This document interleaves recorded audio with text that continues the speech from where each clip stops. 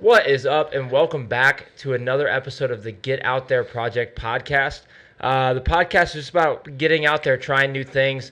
Obviously, a lot of this podcast talks about hunting and fishing, but more so than that, it talks about mindset, it talks about life, and it talks about new things that maybe are a little bit daunting to start, things that you might be a little bit scared to go out and try. And so the big thing that we want to talk about on here is mindset and how to approach those things in life, because you do only get one life, then you should do what you want to do with it. Today I'm really excited. I'm your host, Kale, and I'm really excited. I have the man behind the lens right next to me here, and that is Jake Carr from J7 Images. Jake, introduce yourself. Tell us what you're all about. Hey, I'm Jake Carr. I do own J7 Images. I'm a photographer. I've been a photographer for 15 years.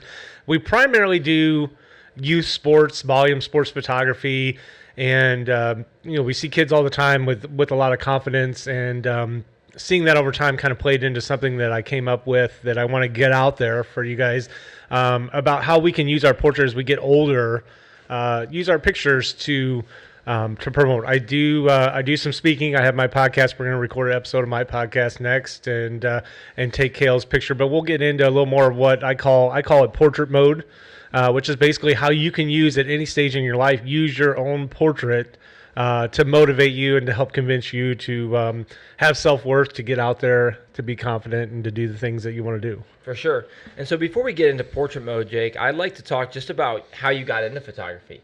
I think the biggest thing that I like to dive into on this podcast is, I think the biggest thing that holds people back is being scared to start, not knowing where to start. What got you into photography? What are the steps that you would tell people to take if they're looking to do the same? Sure. So my photography journey goes way back. My dad was a photographer, and I basically lived in a photography studio. It was his part-time business and such. And for those of you who are over 40, we used to have film in the fridge. I used to have to move the film over to get to the milk. But I grew up, every science project was about photography. Everything was pushed upon photography, and I didn't want to do it. Yeah. I got out of college. I wanted to be in sports. Like, I wasn't good enough to play sports, but I wanted to be involved in sports, work in sports. So I went to college. I got a Parks and Recreation degree. I worked for minor league baseball. And my dad was super persistent. He gave me a camera. And when my kids were little, he gave me a DSLR. And so I took it to some basketball games, and I started taking pictures of basketball and posting them on Facebook and stuff. And people started going, "Oh, will you do our family pictures? Will you do this?" So I kind of, all that knowledge, all that stuff that he had told me about, back in grade school and stuff, it all clicked all of a sudden. It was like, oh, well, that's what he meant by f-stops and ISO and all these things. So started taking pictures, started posting them. People started saying, "Hey, will you do this?" We saw it as a way to make extra money. Well, I also made extra money. I was a referee. So that was my way of staying involved in sports. I refereed youth football, high school basketball, and stuff for 15 years. And I used to referee right up the road at Fairbury up in Chenoa. And we did youth football every day. And, youth football, when you do it, you start in August and you get sunburned. You end in October, you're freezing. You get yelled at by a drunk dad every once in a while. You get yelled at by your grandma. It's like, refereeing is just such a thankless sport. The next time you yell at an official, just check yourself a little bit. Understand they're not getting paid a whole lot to be out there. But the boss of the league came to me and he said, "You have a camera, right?" He's like, "You take pictures, right?" I said, "Yeah." He said, "Well, our photographer bailed on us next week. Could you do our team pictures? We have 5 teams, 5 teams of football, 5 teams of cheerleaders." I said, "Well, sure."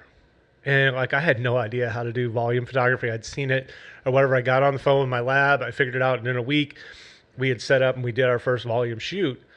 Well, we made more money in the volume photography range that one day than I'd made in probably 3 years of officiating. And I looked at my wife. I said, "Yeah, we are never going to photograph weddings anymore. We're never going to do any of this other stuff. We are only going to do youth sports." And today we probably do 150 to 200 youth sports volume shoots a year. So it's turned into a great business. And then that's also what kind of led to portrait mode. So yeah, I mean, and I've seen your work, and you really you don't just do the basic pictures. You really get after it, and you find a way to make it special for the kids, because I know what that can be like for kids in youth sports going to picture day. And a lot of people just want to get them in, get them out, and go through the motions. And I've seen your work on your Instagram, and that's definitely not the case with you, which is pretty awesome. So But now leading into portrait mode, let's talk a little bit about that because I think that this concept is really cool. I've listened to your podcast and heard you talk about it.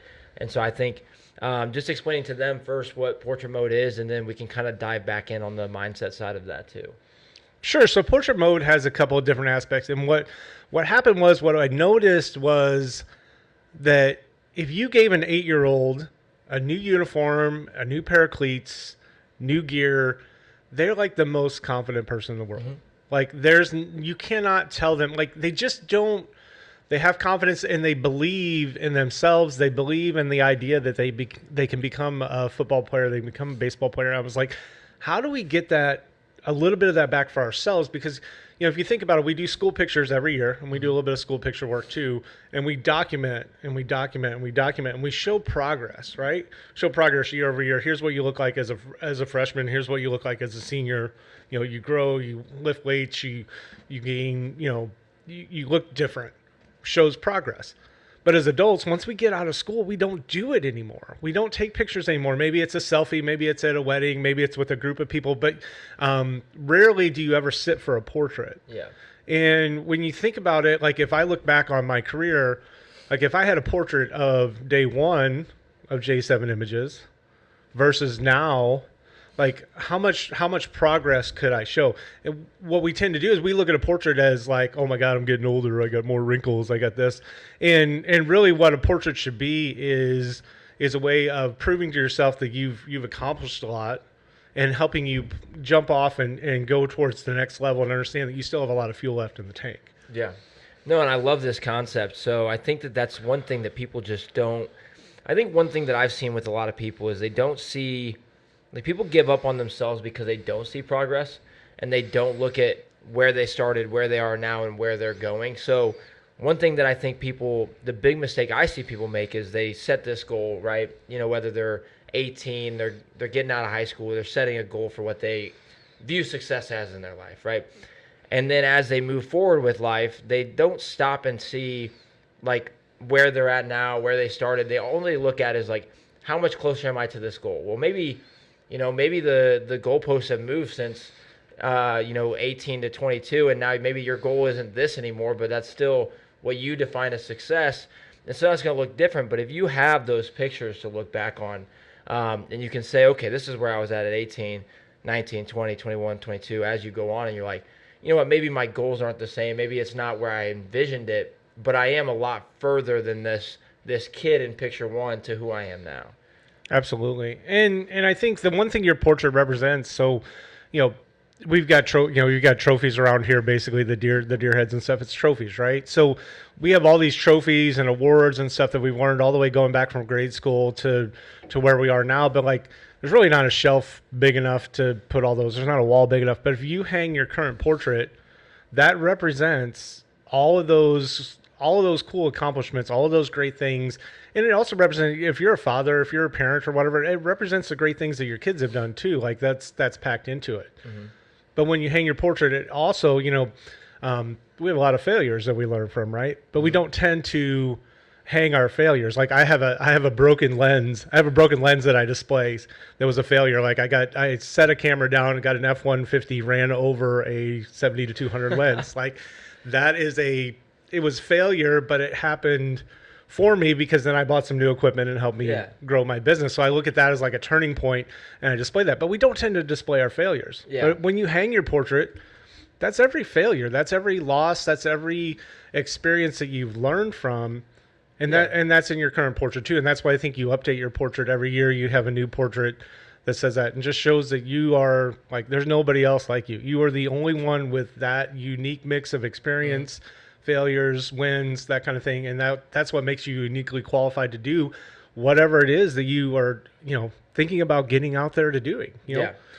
And that's that is something that's so interesting. So when I view this podcast and I view what we talk about here, I think mindset's one of the biggest things. I don't know if you've seen the logo for this podcast, but it's basically a brain with, fishing stuff and hunting stuff inside of it. But the main thing that I want to get across to people is mindset. And what you just said sums it up perfectly, right? People are afraid to call out their failures. People need something like a portrait to have a sense of self-confidence and say, okay, this is who I am undoubtedly. I do have failures, but those are lessons that are pushing me forward. And it's so interesting to hear you talk about it because it sums up exactly, what makes me who I am and what makes so many other people who they are, but also it sums up some of the problems that we see, especially in society today with, where we see mindset lack with most people is they're just conditioned to, look a certain way on Instagram or run away from failures or go where like, they're going to find success. It's going to be easy and just sit there and that's comfortable. And to me, it sounds like this is a way to get you out of your comfort zone, to make you kind of face yourself, face your failures, face your successes, and just kind of live in it and say, this is me, this is what I'm doing. Absolutely. And so so hunters and fishermen, like we're manly men, we're this like, oh, I'm not going to sit for a portrait. Why would I do that? Why would I hang that? But think about the last time. I mean, what do we do every time you catch a big fish, every time you shoot a big deer, every time you have a big win? What do? Take a picture. You take a picture. You know why? Because the picture is proof. If you went down to the local place and you told your buddies that you shot the 8-point buck and you didn't have a picture, it wouldn't be proof. What does Amazon do when they leave the package on your door? Take a picture. They take a picture. It is proof. So when you hang a portrait on the wall, it is proof that you have accomplished those things. It is proof that it's okay for you to be the priority, for you to take some time to invest in yourself, whether that's to learn or to start that new business or to work out or try 75 hard or whatever it is. It is proof that you exist and that there's so much more left in the tank and you need to get out there and do whatever it is you want to do. Yeah. So what got you to the point of coming up with portrait mode? So obviously I love the concept. I think it's phenomenal. And I think the people that are listening are going to learn a lot from it and be able to take that and apply that to their lives. But let's take it further back and say, okay, Jake has this awesome idea. What gets him to that point? Here's where it happened. It was a culmination. It was 2022, 2023. It was in March 2023, and I'm driving to Michigan I'm listening to a podcast, and I just saw actually kind of your boss in a way, Andy Frisella. I had seen him post like a story or a short or something, and he said, when I come to work, I work for Andy Frisella. And I thought about that, and I was like thinking, like CEOs and world leaders and stuff, they have that portrait on the wall. And so there was that, and then there was a podcast with Ed Milet and Lewis Howes, and I was listening to it, and like it all like came to me at once, and it said like, why shouldn't everybody have a portrait? Like, you don't have to be a CEO, a world leader, or whatever, because like you're the CEO of your own life. You control every decision, and the more we can realize that, the better we can make our life. We can stop blaming others, stop passing off as a victim, stop, it's the situation, it's not my fault. But so I had that concept. So we went on a cruise right after that with my parents, and my wife and I paid for family pictures, and in front of my brother who's a Marine and my sister who has a doctorate and my parents, my dad a photographer. I said guys, I'll pay for the pictures, but I said one of these pictures is going to be my portrait. And so in front of my whole family, my wife, their wives, and husband and stuff, I sat for my portrait. And I had my portrait taken by this photographer on the cruise ship, paid for it, hung it on my wall. And I will tell you, if I had not hung that portrait on the wall, I would not be sitting here right now. I would be not talking about portrait mode, because it gave me the confidence. I've been a consumer of personal development for 20 years. I found my dad's like Wayne Dyer and Zig Ziglar tapes when I was little and listened to those things. And so I've always consumed it, but I've never given it back out to the world. Yeah. And that's an interesting thing too that you just brought up there is, I think there's levels to, especially the personal development side, right? So I feel like everybody starts with consuming it. So I think, everybody at whatever level, people that are very highly motivated to even people that maybe feel like they're stuck in place, they all consume personal development. But then there's the next step is then utilizing it as, taking it, putting it into action, not just for the couple hours or 2 or 3 days where you're motivated. And we talk about this a lot within my realm of work is motivation versus discipline. So then taking it, applying it to your life and actually making that part of like habitual habits that you're doing. And then now to what you just brought up is where you're now feeding it back. So like, that's where you're at. That's where I'm at is like, that's the whole point of this is to feed back personal development that I get from whether it's through work or through the people that I surround myself with or through podcasts, through books, and be able to cultivate my own thoughts and my own worldview on, how I view mindset, and then push that back to the people that maybe feel like they're struggling with that or that can resonate with some of the stuff that we're saying here. I think that that's such an interesting concept. But I want to actually rewind back to something you said is, you feel like you said something along the lines of people, have like these excuses for why they don't do things, or you doing that portrait gave you a reason to do it. And I think that that is one of the biggest issues that I see most people have, and whether it's through work with the fitness industry or just in my day-to-day life, is people are so dependent on these other, like these outside factors, right? Things that they can't really control that they can then pin, I'm still doing this job that I don't really like, or I'm still doing this that isn't really my passion, because this is in the way, or because this is in the way, or because the time isn't right. And that's the whole point of this is, right? And this is perfect for you guys to hear too, is, the time's never going to be right.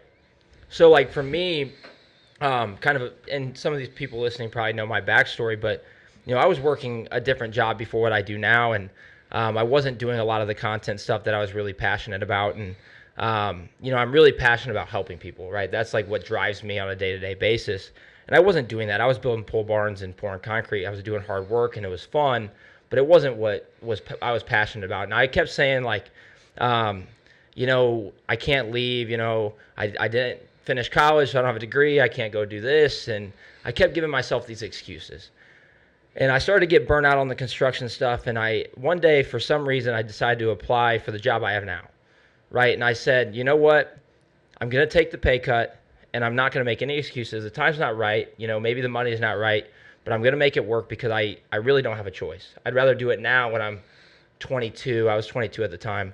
I'd rather do it now when I'm 22 than get to 45, 55, look back and say, I just wasted 30 years doing stuff that I wasn't all that passionate about. And now I'm on a shortened timeline to actually pursue what I'm passionate about. I'm past the time where, I'm more creative and I have a lot more time to fail, mess up, screw it up. And that's the big thing that I think this portrait mode says to me is like, especially for younger people, or it doesn't matter your age, is like, if you're passionate about something and you have a dream that you want to pursue, remove yourself from the excuses, remove yourself from the time's not right, or, I'll do it in a month, I'll do it in a year, when I'll save up for it. Like, do it now. There's never a good time to do it, and you're going to suck at it at first. You're going to fail. Every failure is going to turn into a lesson that's going to drive you further. We were actually just talking about this before, is like, it's all a part of the story. We was joking about the chairs because the chairs are a little beat up, and it's like, it's all a part of the story. Like, this room is a perfect example of that. Like, this room was just a old shed office that was full of junk, and came in and cleaned it up and turned it into what it is now. And it wasn't a perfect time to start. It wasn't a perfect space to start, but we made it into something that works. And that's the whole point, right? If you're passionate about, say, photography, right? Buy a camera and just start taking pictures. If you're passionate about, for me, it's helping people. Find a space in which you can help people, and find a space in which you can get in contact with as many people as you can and actually make an impact on their lives. If you're passionate about talking to people like I am, start a podcast. Whether this is, and I talked about this with Mike Trotter, and Mike Trotter, and we talked about this on the podcast, is like, he was telling me a story about, he had two people that were personal training clients of his. And they were talking about, he said, well, you guys should work together. And they were like, well, I only have 500 followers.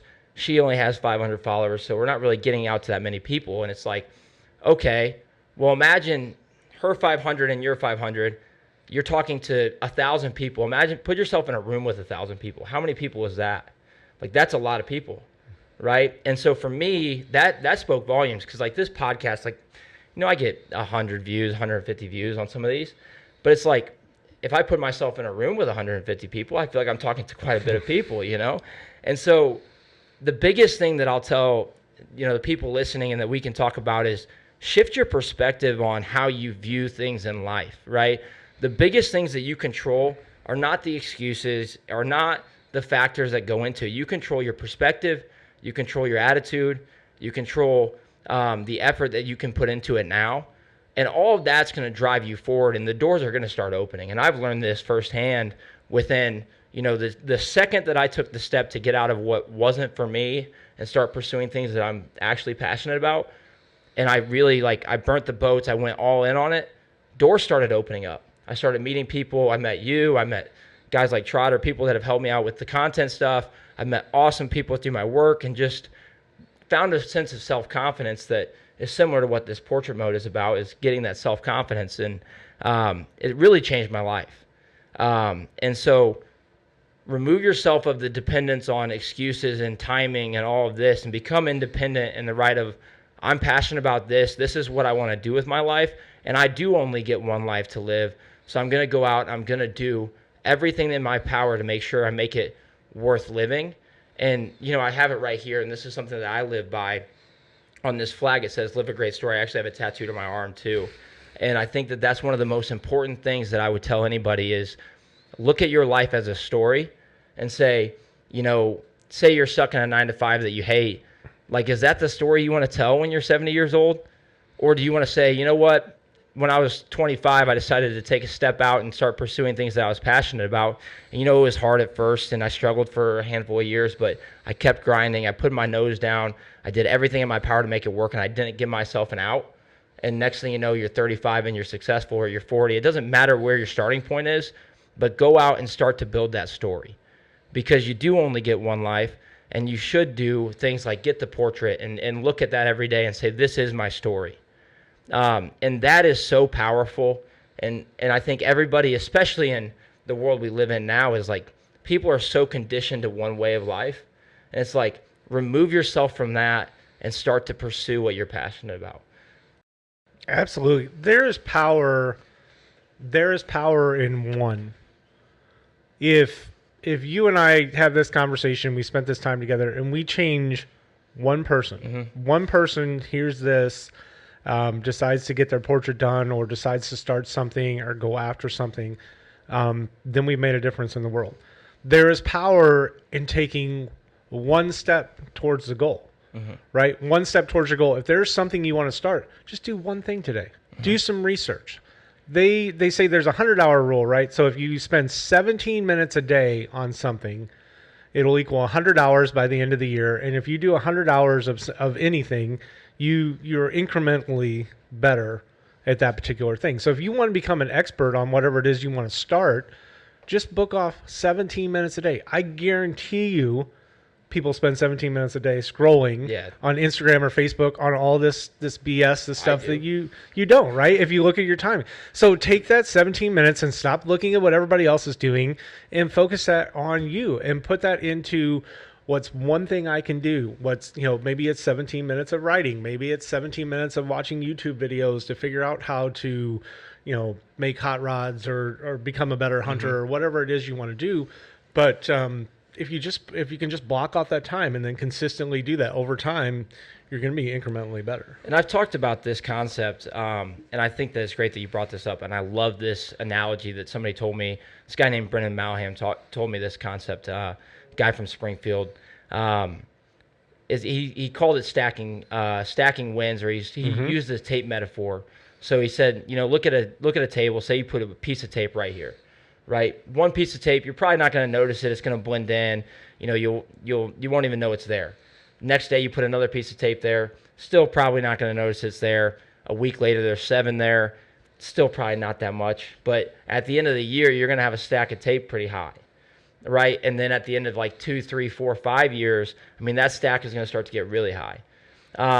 And so that was really powerful for me because people overlook these single things, this 1% that you can do here and there or every day. And they just see it as it's not doing that much. But this quote that we live by, especially in the realm of work that I do, is, and I just actually sent this out to my employees, is the true indicator of a successful person is the ability to act without anything happening, right? And so putting that piece of tape there, nothing's really happening there. But if you continue to act and continue to stack those pieces of tape, things are going to start happening. You just have to trust that it's going to happen, right? And that's a beautiful way to live your life is, okay, I have to do this, and this maybe isn't what I'm passionate about, but I have to do it to keep myself financially stable. But I'm going to continue to put 1% into this thing that I'm passionate about until I can make it my life. And maybe it's not going to happen tomorrow, and maybe it's not going to happen in a week, 2 weeks, a month, 6 months, maybe not.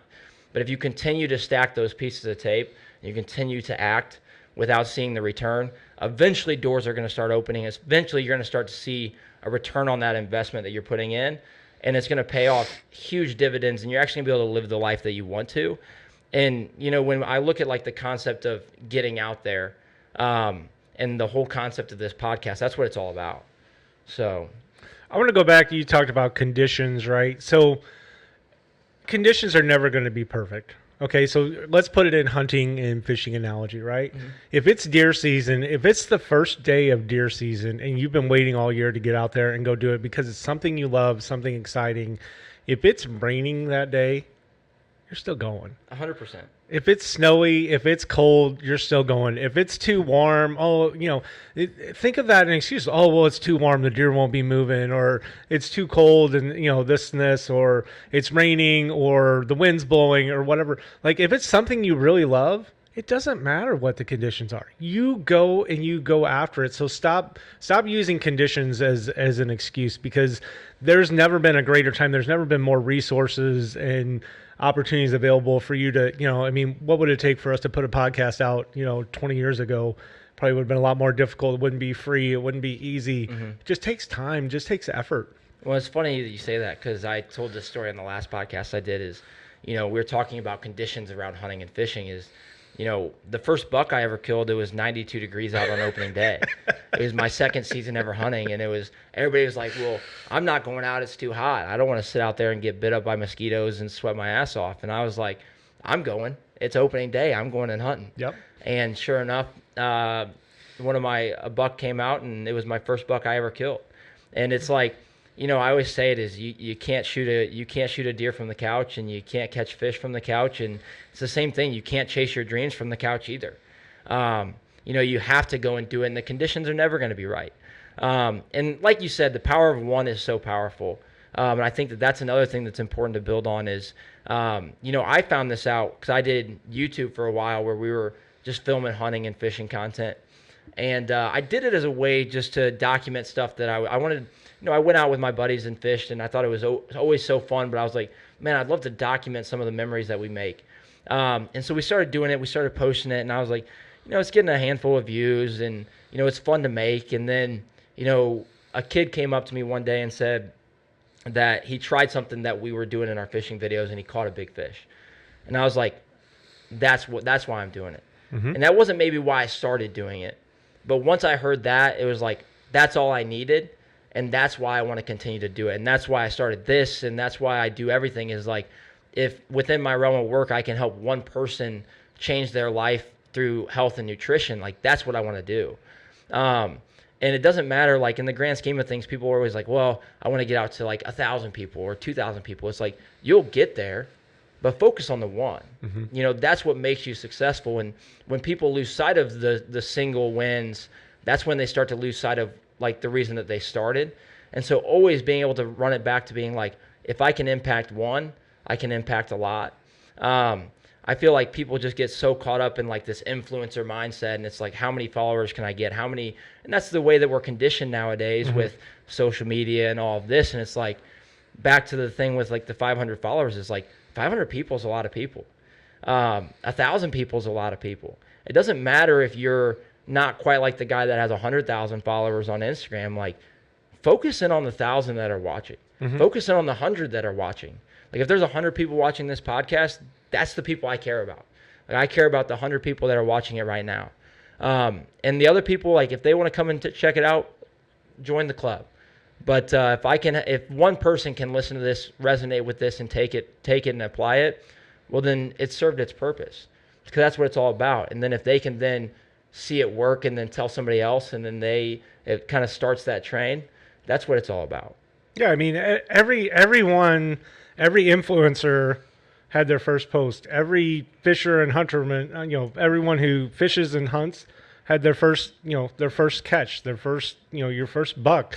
Everyone has had first. I mean, you can't get to where you are without having a first, and you just have to start. But you can't get anywhere if you don't have the first. Yeah. So. Yeah. So the one thing I do want to ask you and for you to be able to kind of educate the people on is, say somebody is trying to get into photography. Say somebody is passionate about it. They've always been interested in it, but they don't know where to start.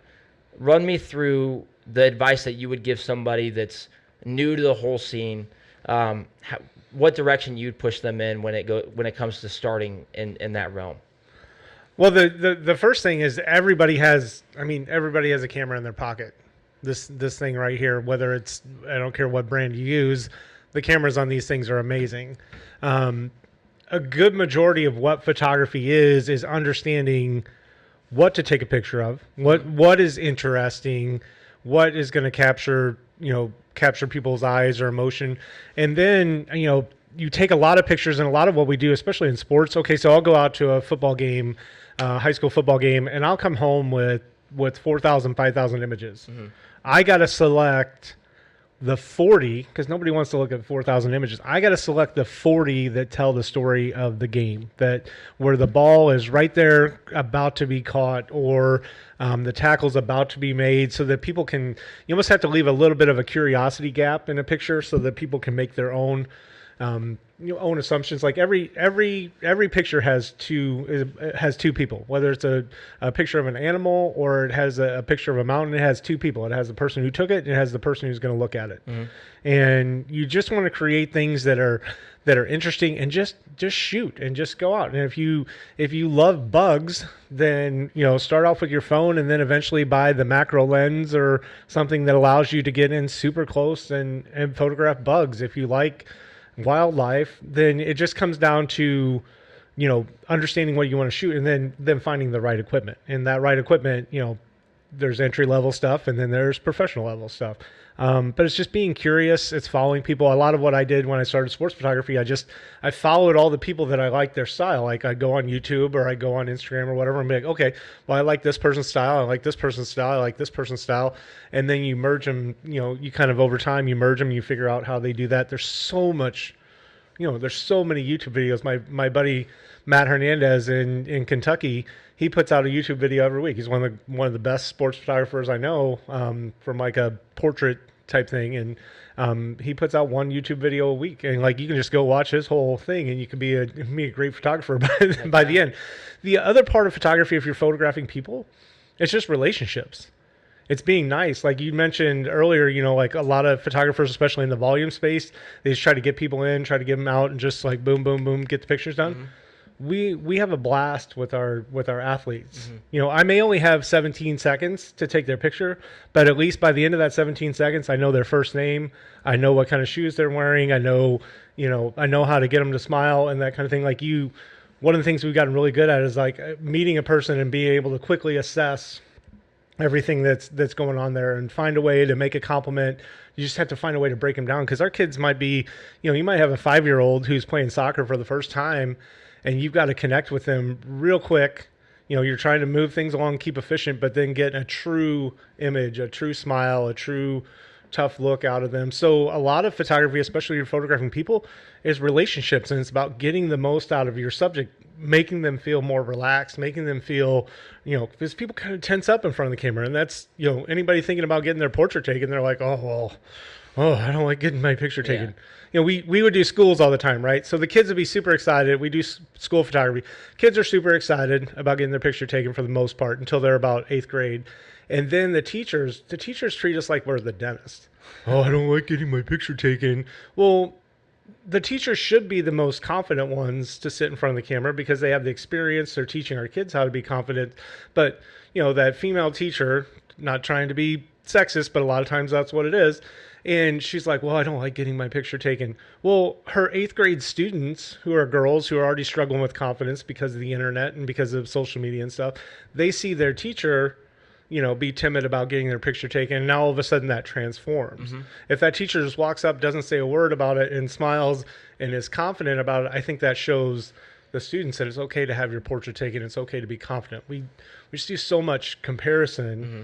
And it's not right. It's all comparison by looks. It's not comparison by all the things that you've done. Yeah, and I learned that. So I did wedding videography for years. I'm sorry. No, I loved it. It was awesome. I enjoyed it a lot. So I got into obviously doing the YouTube stuff for a long time. And then I actually edited my sister's wedding video when she got married. So that was my first wedding video I ever did. I didn't film it, but I edited it. And then, a couple people there at that wedding saw the video. They asked me to do their weddings. Started out, I wasn't charging very much. I just did it because I like going to weddings. And I think that they're awesome. I love capturing that story. I think that the story around any marriage is pretty incredible. And if you can get in there and you can capture really the essence of the relationship of these two people, I think that's a beautiful thing, right? And so I said, this is a pretty cool opportunity. It's a good way to make money on the side.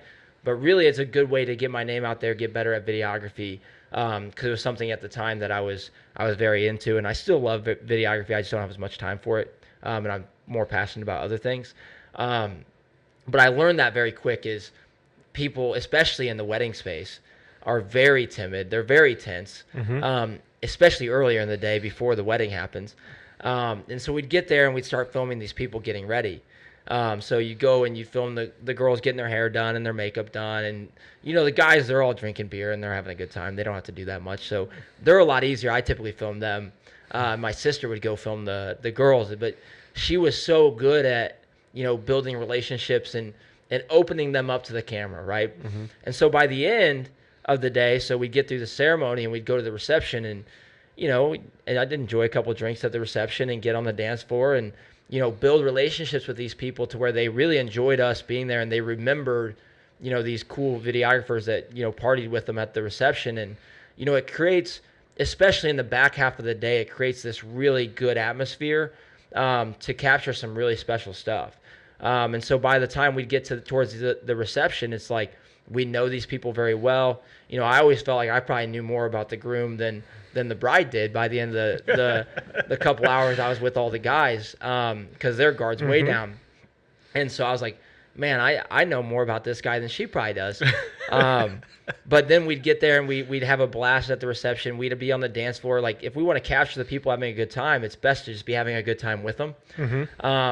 And so I learned that very quick, but the power of relationships is huge. And this is another thing that I'm glad you brought up, because I think it's important to talk about for whether it's photography, videography, or really anything that you want to do. If you want to own a business, if you want to, whatever it is that you want to pursue, to be able to build relationships and to be able to talk to people is the key.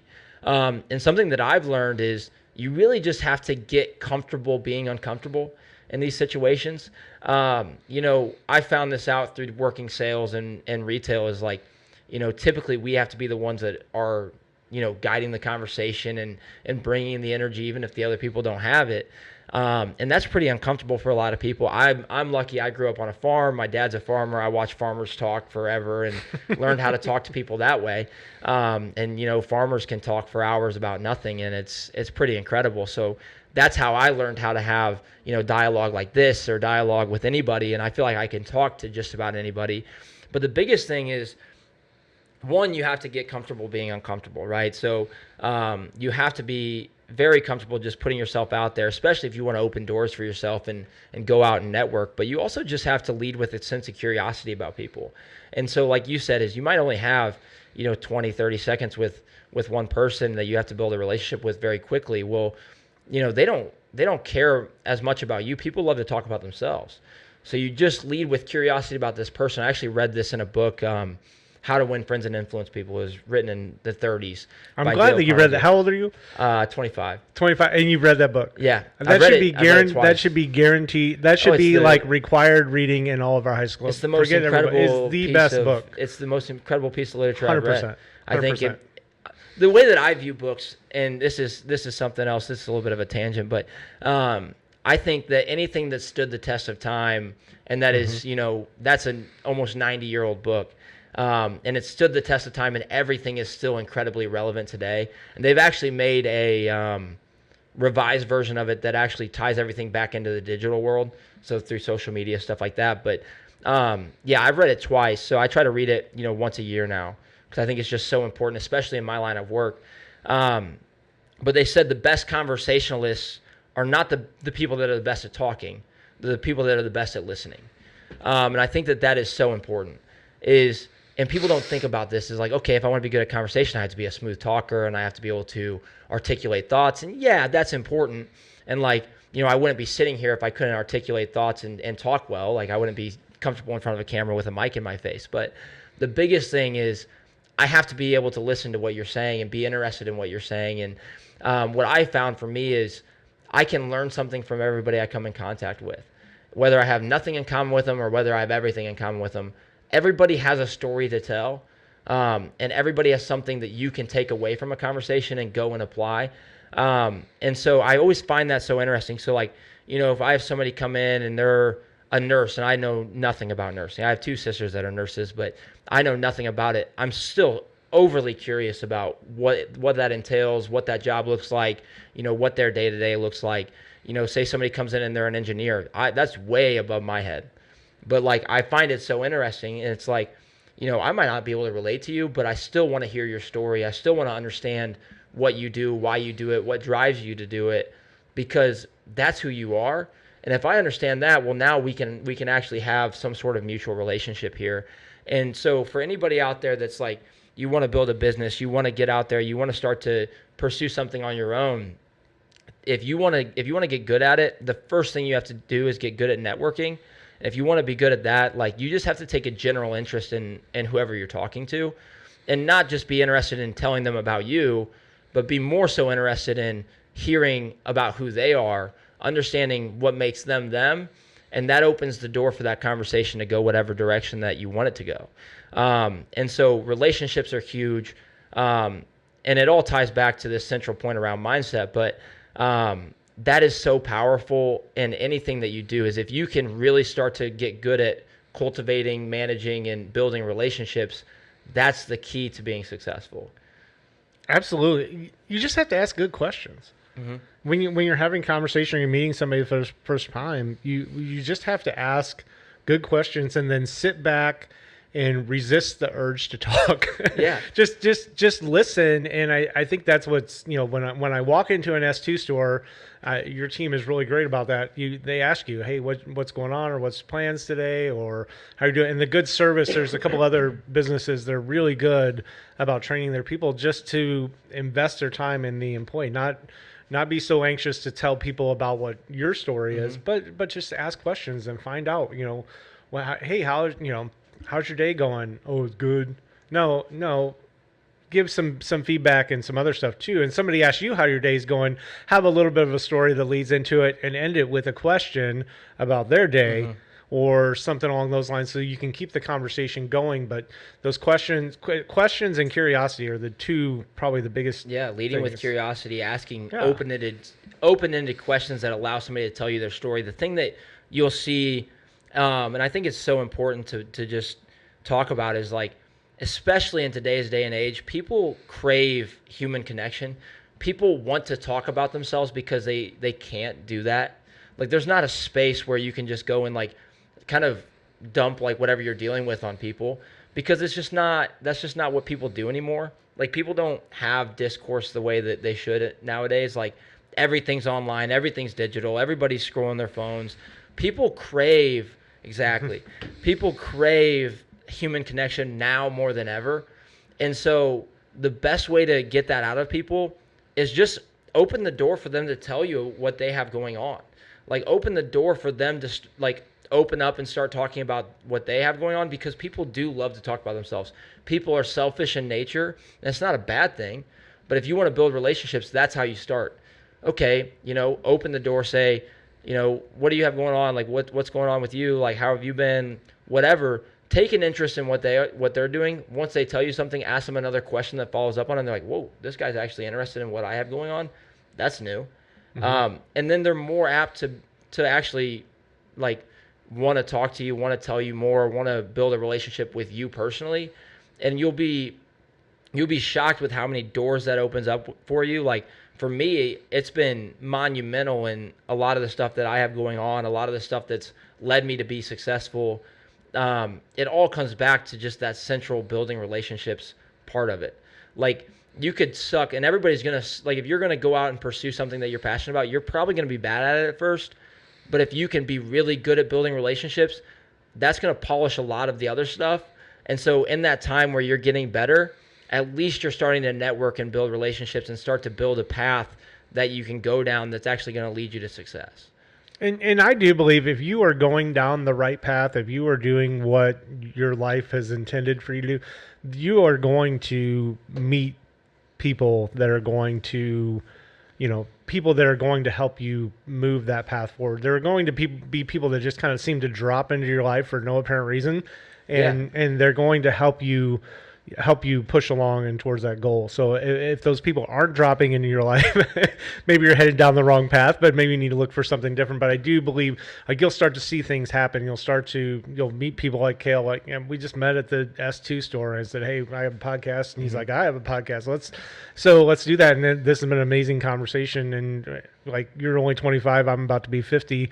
But we're on the same wave, and we have the same desire to help people, to help people move forward and help people do the right things. Yeah, and I fully believe that the opportunity, like the biggest thing that people need to start to shift their perspective on is looking at everything as an opportunity. I would hate to know how many opportunities that I've let pass by just because I didn't see them. And I'm actually I feel like I'm fairly good at seeing them most of the time. But I do think, like you said, is if you start going down the right path, God does open doors for you. And, I don't talk about religion a lot on here, but I do believe that, if you're going down the right path and you're doing things the right way, that God's going to open the doors for you and he's going to put you in the places to be successful. Absolutely. And all you have to do is just shift your perspective and look at those opportunities and say, you know what, maybe I should talk to this guy that's working out next to me at the gym. Maybe whether I get anything out of the conversation or not, like I'm doing myself a disservice not to. And you just have to start to view that, like the uncomfortable stuff, as the opportunities, and you'll be shocked at how many doors start to open up and how many times you find yourself just in the right place at the right time. And it just works out almost every single time. It just works out the way that it should, just because you're doing things the right way and you're putting yourself in those positions. Absolutely.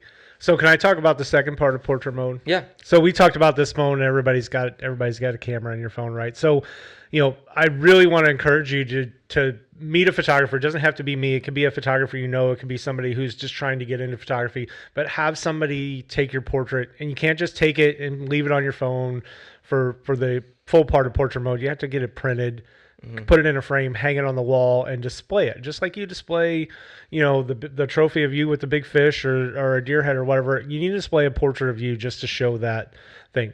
But sometimes we're in tough situations. Sometimes, or maybe you're listening to this podcast right now and you're super inspired and you're like, man, I'm really fired up right now. I'm going to go start that thing that I wanted to.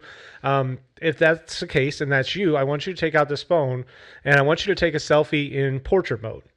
And almost all the phones now have portrait mode. And what portrait mode does, in technical terms, it turns the background to f2.8. It reduces the depth of field. But in general terms, it blurs out the background and just focuses on you. And if you take that selfie and you're having this moment, and it's a really good moment, you made something really exciting is happening to you, you have this good momentum, I want you to take that selfie picture with the portrait. And remember that you can put a few notes by it, but whatever. But what that does then is it lives in your phone. And now you go back to your busy life. You listen to this podcast, you're inspired. That's not good. Inspired, but you got to go back to work, right? You got to go back to doing whatever it is you're responsible for or whatever. But I want you to, when you scroll through your photos and when you see that portrait mode picture, I want you to remember this, like how inspired you were. And I want you to go do one thing to get things started. So just kind of stop what you're doing or make a note or put a to-do list or schedule that 17 minutes to do whatever when you see it. Like, it's just a reminder to do that. And just like the tape, you have that tape that you start stacking days, you start stacking these portrait mode pictures on your phone, and it starts to build confidence. I worked out with Ben Newman. I think I told you the story. I was going to work out with Ben Newman. He does this unrequired workout, and Ben Newman's at Continued Fight. And if you need another person to follow, he's amazing. Phenomenal. He is incredible. Dude, great. So it's me, my friend Jerry, and Ben, and we're in a Hampton Inn hotel room. We're going to do this workout. And the night before, I was just freaking out. I was like, man, I'm not in shape to do this workout. It's going to be horrible. And I was walking on the track, and I just took a selfie. I was like, you've got this. Like, it was just a way of me preventing that. And then we took a picture together and that kind of thing, and took a picture at the end, and just start to build up this album of proof that's just you. It doesn't have to be pictures with other people and other things, just you, to prove to yourself that you are capable of that. If you go to a conference or you hear a speaker and you're fired up, take that picture, because you know what's going to happen. What happens so much. I went to an event at First Form 2-3 weeks ago, and it's already like the first 2 weeks I was all super jazzed, and now like I'm back in the real world, and we got football leagues or baseball leagues and stuff every day, and I'm a little behind. Well, I got to go back to that picture that I took and remind myself, okay, remember all the things you said you were going to do then? You're going to post every day, you're going to do all these things, and just go back to and use that phone to create these portraits of yourself and create that kind of album. You can put them all in an album and scroll through them. And just when you need that moment of like, because what happens is people tell you, hey, look in the mirror. Oh, look in your mirror and tell yourself you got it. Well, if I'm having a crappy day and I look in the mirror, I see a guy having a crappy day, right? But if I go to my office and I'm having that crappy day and I look up at my portrait that's hanging on the wall, I go, oh yeah, that's the guy who has the stuff together. This is not a challenge that you can't overcome. You've done this, you created businesses, you've done this. This is easy. Like, just suck it up and go do it. And, it's just a different way of thinking. It's not just looking in the mirror and seeing that reflection of somebody's who's discouraged. It's going and seeing like your portrait. Because typically if you sit for a portrait, you got your stuff together. You don't have to dress up. You don't have to wear a suit and tie. Like, wear what it is that you are at that given time. And that way you can go there, you can feel it, and just. Yeah, I think that's awesome. And especially with the phones, right? Is like, if you're pursuing something and you say, okay, I'm going to, work on this for an hour a day or 17 minutes a day, or whatever it is, take a picture while you're doing it, and like you said, just save that and have that to look back on. For me, I heard this, I used to film YouTube videos for Mike Trotter, and he talked about this is like, people view, that he was talking about more in like a fitness sense, is like, people view the gym as something else, like something extra. Like, treat it as a work meeting. Treat it as an obligation. Put it in your calendar and schedule it out. Like, from 6 to 7 a.m. I'm going to the gym because that is part of my requirements for the day to be successful. Because if you had a work meeting at 6 to 7 a.m., you sure as hell aren't missing that. Schedule it in. Treat it as an obligation. Whatever it is that you're passionate about, that you want to pursue, you have one life. You have one opportunity to pursue it. You might as well treat it like it's an obligation. And when you're doing it, take your phone out. Take a picture, so when you do fall off, because everybody does, and everybody has bad weeks or a bad day where their motivation's lower, you go back and you see these pictures and you're like, you know what? No, I'm going to do it. And this is what differentiates motivation to discipline, right? And we brought this up very briefly at the beginning of the podcast, and it's so important because I think it's one thing that everybody struggles with is like, and you'll hear Alex Ramosi talk about it, is like, people that live that same 6-month cycle, they just get very motivated and then it gets hard. And then so then they find something else to be really motivated in, and then they do that for 6 months, and then it gets hard. But if you can break that cycle and you can break that motivation and say, you know what? No, I'm actually going to make sure that this is discipline, because it's sometimes, and I said this in one of my podcasts it was a solo podcast, and I was like, when that alarm goes off at 5 a.m., motivation hasn't woken up yet. Motivation is not what's going to get you to the gym at 5 a.m. if that's when you're going. Right, it's all discipline at that point. If I have to get up early and I was up late the night before, like, and I have to go get shit done before work that I know I need to get done, like, it's not motivation that's making me do that. That's discipline. Motivation really doesn't kick in. In my opinion, motivation doesn't really kick in until mid-morning at the earliest. And so, you really have to just kind of like pick yourself up by your bootstraps and go and do it. And it's so important, is like, make those obligations. Make sure that those are things that are like non-negotiable in your head, and now you're building that discipline that's going to drive you there. And then take a picture and create an album and have that to look back on and say, this is where I started. I did this every single day. I took a picture. I documented it. I have proof that I'm doing it, and it's paying off. And that's going to get you guys so far. And it's something that I'm going to start incorporating now, especially after talking about it. It's awesome. So, but yeah, that's incredible. So, can I get a timeout? Yeah, you're good. Yeah, I mean, the big thing is just you can't be afraid to suck, and you can't be afraid to go after what you're dreaming. And I say it a lot, but like, you do get one shot at it. And it doesn't matter if you're 25, if you're 50, if you're 45. It doesn't matter where you're at. It doesn't matter your starting point. It doesn't matter. Any of that does not matter. You look at a lot of successful people, and they all started at different points, and they all went through different struggles, and it's all part of that story. And, the more that you document it, the more that you'll be happy to look back on it. We see this especially with people that, are trying to get into fitness. They want to lose weight, and they don't want to step on the scale because they're like, it's not going to be where I want to be. Or they don't want to take progress pictures because they're like, this just isn't, I'm not where I want to be. And it's like, once you see the weight go down, or once you see like the progress start to come, you'll regret not having documented proof of where you started. And it's the same thing with the real life stuff in terms of like, whatever you're passionate about is like, even if you're not where you think you should be, and even if you're not where you want to be, like you'll regret not documenting it. Like everything, like no matter what it is that I've done, I have documented like pictures and stuff of where I was when I started. So whether it's like this room, for example, like I still have pictures of me and the guys when we cleaned this room out and turned it into like a little bit of a content room, and it was nothing special. We had like a Michael Jordan poster. We had a piece of wood that we took Sharpie and wrote Heartland Outlaws on it because that was our YouTube channel name. And we had some maps and stuff. And then over here we had like a dartboard. Like we just drew like a circles to throw darts at, and we had like video ideas on the wall. And like that's what this started as. And then now it's turned into what it is now, and I'm glad that I have documentation of what it was and know where I started, and like that will always be a part of the story, in which is the Get Out There Project podcast, or the Heartland Outlaws, or whatever aspect. Like I did I was trying to do like a t-shirt brand at one time that was like outlaw lifestyle, and it was like the similar concept to this is like people that just break the mold of like everyday life and go and do stuff that they're passionate about. And like that's like the modern day outlaw, in my opinion, is like you don't fall into societal norms and you go and do that thing. And it's like everything that like I've tried to pursue or am pursuing is like it's all within the same theme. But I do want to document it all, and I do want to start where I'm at and see where I can take it. And that's the big thing, and I think that portrait mode is such a beautiful way to do it. I'm really glad that you brought that up, and I'm really glad that that's something that you're creating, because I think it's incredible.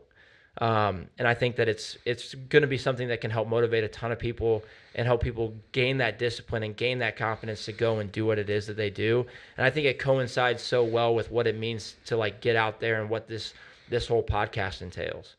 Yeah, I mean, having your portrait taken after you're out of school, like it is uncomfortable. I couldn't tell you the last time I had my portrait taken. Well, you're about to in a few minutes, but yeah, and it's a weird, uncomfortable thing. But then once you see it, and hopefully once we get these done, and you see it and you hang it on the wall, it just unleashes some power, and it lets you be free of judgment. We fear three things. We fear failure, we fear success, which is weird, but we do, because things might change. If we get more successful, things might change and we might be a little uncomfortable. And we fear judgment of others. And, everybody else is probably more concerned than their own life. So, what if I hang it on the wall? What will people think when they walk into my office and see my portrait there? And, if they ask about it, then tell them the story. And tell them the story of portrait mode and why it's there and why you think it can help them, instead of worrying about they're going to think you're conceited, or they're going to think it's not a hey, look at me. It's a hey, there you are. Yeah. There I am on the wall. Like there's the guy that's done, I've raised 2 Marines. I've built businesses. I've done these things, all of these things that deposits that I've put in. Okay. So it's time for me to use all that knowledge to share with other people, to spread the message, and to grow this next phase of my business. And that portrait gives me the power to do 100%. that. And fear and judgment is so real, because like when I started doing content stuff, like that was one of my biggest things is like, it started with like fishing videos, and I was like, what are the people that I went to high school going to think about it? Or like, what is that, and it's like, at the end of the day, like who gives a fuck? Because it's you, like that's who you are and that's what you want to do. You should do it. I started posting fitness stuff on Instagram, and I was like, what are people going to think of this? And it's like, that's the silly way to think.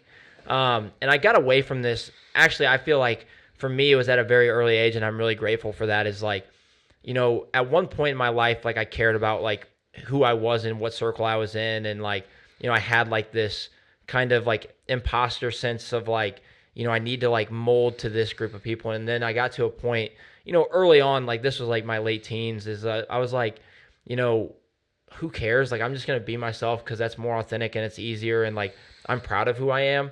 And like, I'm not going to let anything get me away from that. And at times I still fear the judgment, but it's like, be proud of who you are and don't. I feel like there's so many people that don't even really know who they are anymore because they're so caught up in this sense of like, I have to fit in here. It's like, be proud of who you are because you are you and you are one of one, and really hone in on that. And what it's going to do for you is it's going to instill a confidence that like, I can sit down, I can post a video on Instagram, or I can sit down and do a podcast, and I don't care if anybody thinks it's silly or if it's, whatever. I know what it is, and I'm proud of it. And then there's times where like, the same people that I thought like at one point that I was worried about, judging me for it, I'll be, at the local bar and they'll tell me that they listen to it and it's awesome. And they're like, it's cool to like hear a guy that I know and that like, I'm close with saying things that I need to hear and not just somebody that I don't know and I have no clue who they are saying it. It's like, it's more relatable. And like, that's the big thing that we talk about here is like, I get you can go listen to guys that are established and super successful talk about this thing, but I think there's a lot of power in listening to people that are closer to where you are. I'm not anything crazy. I'm not super successful. I'm just an everyday guy, but I think that I'm an everyday guy talking to everyday people. And I think that there's a lot of power in that. So like, yes, you can go listen to Andy Frisella. You can go listen to Alex Ramosi. You can go listen to these guys that are, wildly successful, and that's awesome. But I still do think there's a lot of power in learning from people that are, in the same shoes that you are, right? 3.5 years ago, I was working a blue collar job and really wasn't pursuing anything I was passionate about. And then now 3 years later, the script's flipped and I burnt the boats and it's, full tilt this direction. So.